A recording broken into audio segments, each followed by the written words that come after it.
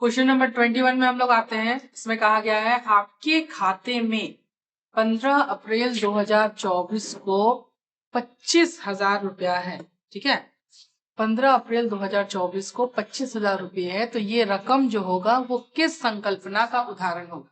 तो यहाँ देखिए, आप सबसे समझने वाली बात है कि इसमें ये 25,000 रुपया है, बोला गया है, इसको आप कुछ कर नहीं रहे हैं, इसको खर्चा नहीं कर रहे हैं, उपयोग नहीं कर रहे हैं, तो निवेश नहीं कर रहे हैं, ये सिर्फ है, रखा हुआ है। इसीलिए यहाँ पर 21 नंबर का ए विकल्प सही रहेगा।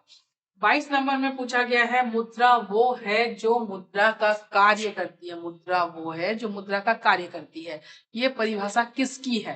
यहाँ पर 4 विकल्प है, martial, Keynes, Robertson, hotel withers. तो यहाँ पर 22 नंबर का डी विकल्प सही रहेगा, हॉटले विदर्स, जिन्होंने कहा था मुद्रा वो है जो मुद्रा का कार्य करती है। एटीएम का पूर्ण रूप क्या है, ये आप लोग सभी बच्चे जानते होंगे कि एटीएम का फुल फॉर्म क्या होता है, ऑटोमेटेड टेलर मशीन। विकल्प सी आपका सही उत्तर रहेगा। 24 नंबर वो पूछा गया है रिजर्व बैंक ऑफ इंडिया, जो भारत का केंद्रीय बैंक है, आरबीआई। आरबीआई की स्थापना कब हुई थी। तो आरबीआई की स्थापना जो है वो 1 अप्रैल 1935 को हुआ था। आरबीआई अधिनियम के तहत। ठीक है, रिजर्व बैंक ऑफ इंडिया की स्थापना 1 अप्रैल 1935 को हुई थी। तो यहाँ पर विकल्प भी सही रहेगा। 25 नंबर का क्वेश्चन है भारत में 1 रुपए का नोट जारी करता है, कौन करता है। हम लोग सारे लोग जानते हैं कि भारत में नोट छापने का अधिकार, नोट निर्गमन का अधिकार भारतीय रिजर्व बैंक को है। लेकिन भारतीय रिजर्व बैंक जो है वो 1 रुपया का नोट नहीं छापता है। यहाँ पर आपका विकल्प डी सही रहेगा। भारत सरकार का वित्त मंत्रालय 1 रुपया का नोट छापती है, लेकिन वितरण का कार्य रिजर्व बैंक ही करता है।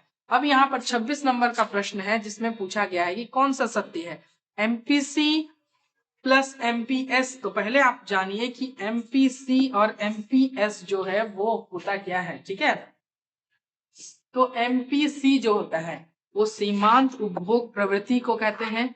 MPC MPC equal to del C by del Y होता है, सीमांत उपभोग प्रवृत्ति, जो यह बताता है कि आय में परिवर्तन होने से उपभोग में कितना परिवर्तन हुआ। और एमपीएस एमपीएस क्या बताता है, सीमांत बचत प्रवृत्ति, जो ये बताता है कि आय में परिवर्तन होने से बचत में कितना परिवर्तन हुआ। ठीक है, तो ये दोनों का योग कितना होगा। तो हम लोग देखेंगे कि कोई भी व्यक्ति का इनकम अगर बढ़ता है तो पूरा का पूरा बढ़ा हुआ इनकम जो है वो या तो सेविंग या फिर या तो कंजम्पशन वो नहीं करता है। तो क्या करता है, वो कुछ मात्रा को सेविंग करता है, कुछ मात्रा को इन्वेस्टमेंट कंजम्पशन करता है। ठीक है, तो क्योंकि हम लोग का जो पूरा आय है वो कंजम्पशन, उपभोग और सेविंग का योगफल होता है। ठीक है, तो अगर हम इसमें परिवर्तन करते हैं तो हो जाएगा del Y equal to del C plus del S. ठीक है, और यहाँ पर देखिए अगर दोनों को डेल वाई से हम लोग डिवाइड कर देते हैं तो यहाँ पर भी हो जाएगा डेल वाई, यहाँ पर भी हो जाएगा डेल वाई। इसको हम लोग आगे बढ़ते हैं।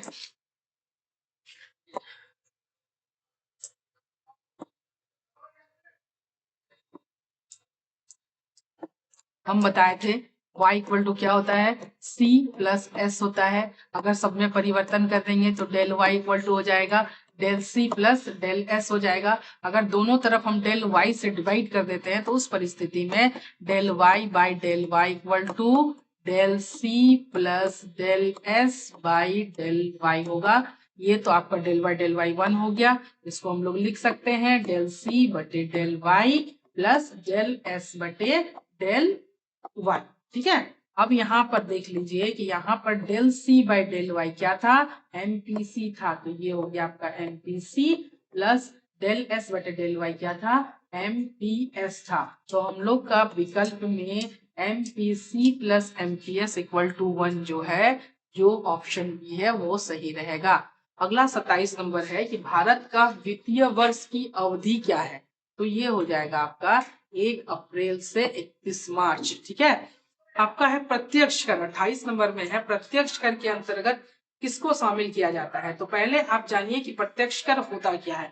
प्रत्यक्ष कर का मतलब होता है वैसा कर जो कोई जिस व्यक्ति पर लगाया जाता है उसी व्यक्ति को वो देना पड़ता है, वो किसी दूसरे पर उसको टाल नहीं सकता है। ठीक है, जैसे आपका हो गया आयकर, उपहार कर, ये सब टैक्स है जिसको कोई आदमी दूसरे व्यक्ति को टाल नहीं सकता है, जिस पर लगाता है उसी को दिया जाता है। तो यहाँ पर आपका उपहार कर, आयकर दोनों विकल्प में है। बिक्री कर नहीं होगा, बिक्री कर अप्रत्यक्ष कर है क्योंकि जिस व्यक्ति पर लगा होता है वो किसी दूसरे पर उसको टाल सकता है। तो यहाँ पर विकल्प डी जो होगा, विकल्प डी आपका सही होगा। ठीक है, उपहार कर और आयकर दोनों। ठीक है, नेक्स्ट हम लोग आगे बढ़ते हैं।